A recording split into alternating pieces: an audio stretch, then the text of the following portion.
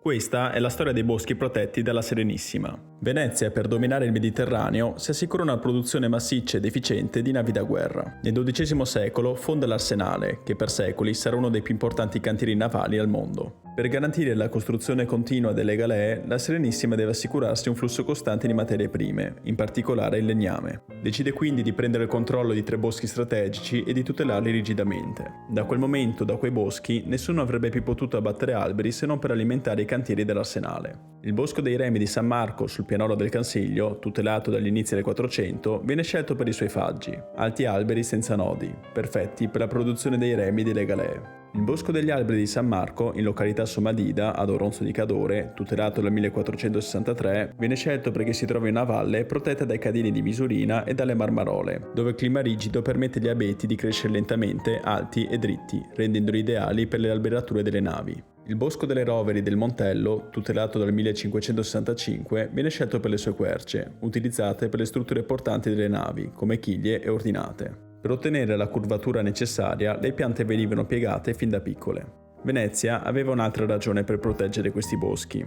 Aveva già compreso che il disboscamento incontrollato poteva causare dissesti idrogeologici, danneggiando l'economia ma soprattutto incrementando l'interramento della laguna, assolutamente da evitare per mantenere militarmente difendibile la capitale. Dopo la caduta di Venezia, il Cansiglio continuò ad essere tutelato, passando sotto controllo austriaco e poi italiano. Il Montello venne diviso in lotti, privatizzato e disboscato, mentre dalla Somadida, durante la Prima Guerra Mondiale, vengono tagliati molti alberi per costruire fortificazioni su Monte Piana, sulle 3 cime di Lavaredo e sul Monte Paterno. Dopo la guerra, i 3 boschi tornano ad essere tutelati e il Montello viene rimboscato con conifere, betulle e faggi, ma soprattutto alberi di robinia che si sono diffusi spontaneamente in maniera infestante.